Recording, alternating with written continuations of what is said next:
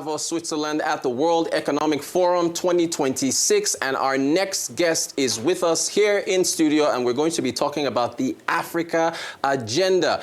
Chido Munyati, of course, head of Africa at the World Economic Forum. Thank you so much for being here, Chido. Good to see you. Thank you so much for having me. We are familiar with the 5 key questions for the participants here at Davos. My colleague, Rolake Akinkube-Filani, just a moment, just went through all 5. And our viewers already have seen all of them. But I want to flip it, Chido, for the Africa focus.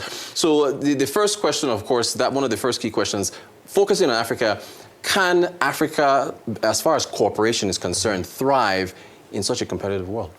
Absolutely. I think at this time where we see global trade rules shifting, some of the terms that we came accustomed to are changing. And in this global context, Africa has to think through how they're going to engage with their trading partners. As trading partners recalibrate access and terms, I think Africa's best hedge against some of these challenges is to trade more amongst themselves, specifically within the framework of the Africa Continental Free Trade Area, moving up value chains and building resilience at home. This is the one thing within this unpredictable time that Africa actually can control and drive. Okay, so trade, and you've talked about, we had you on the show, while we were in Lagos, you in Geneva, you've talked a lot about trade. What about unlocking new paths of economic growth? Where are the pockets that Africa can possibly, find those growth seeds, if you will? That's a good question. I think we're meeting at a time of really unprecedented change. We're seeing the rapid acceleration of exponential technologies, such as artificial intelligence, which are really poised to change societies and economies, perhaps more profoundly than any other technology that's come before them. But here's the link. In order to realize the potential of some of these technologies, take, for example, artificial intelligence and the large language models, such as ChatGPT, they require exponential computational resources, and the inputs for that are, of course, rare earth metals and critical minerals. And Africa is, a country that has that in a continent that has that in abundance. I think the question is, how do we then create industrial clusters around these various opportunities of, minerals, etc. Okay, so I guess another question would be investing in people. How does the continent do that? Is that through education? How would you see that dynamic unfolding? I think certainly through education and skilling. According to our Future Jobs report, 40% of the current skills that are required for the current job market are going to change in the next decade.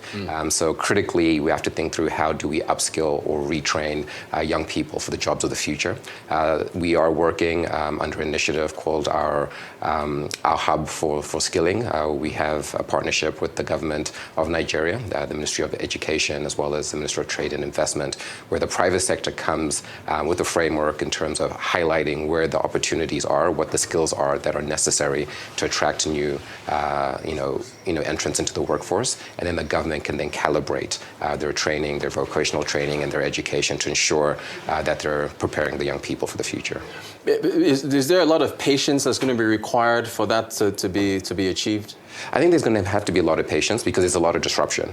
The good thing is that access to information now is commoditized. You no longer need to have, special, educational, access or access to certain tools to get, a world of information. It's now available through some of these large language models. So they're no longer gatekeepers. And so I think you're going to see young Africans being innovative and developing new kinds of businesses and opportunities that we're not even aware of currently. Now, as far as one of the other key questions was being able to achieve innovation at scale. Is electricity part of that conversation when it comes to Africa? Very good question. The continent, as you know, has a huge deficit in terms of electricity. There are some big projects and initiatives that are underway. I think the Dangote refinery, Africa's largest industrial complex, is a good example of bringing energy security to the continent. Obviously, it took one individual's vision and immense capital to realize that potential. But without energy, we're not going to be able to industrialize and create the jobs for the youngest and fastest growing population in the world. This week, we will be having conversations around energy. So the Director General of the IAEA, which is the International Organization for Energy, is going to have a conversation with heads of state and private sector about how to, deploy small modular reactors.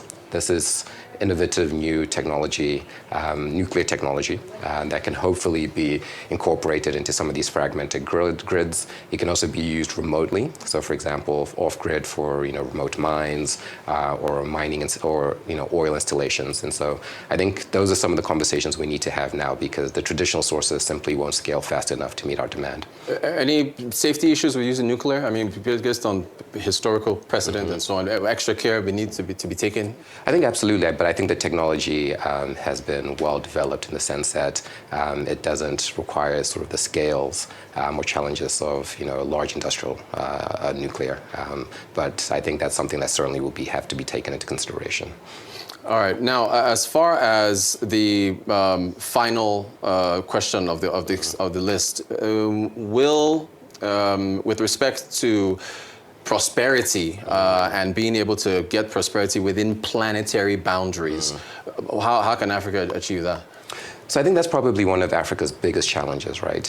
How the rest of the world, or sort of the developed world, was able to industrialize was cheap, carbon energy. And of course, now we realize that there is some negative externalities related to that. So I think there has to be a mix, a balance in the energy mix.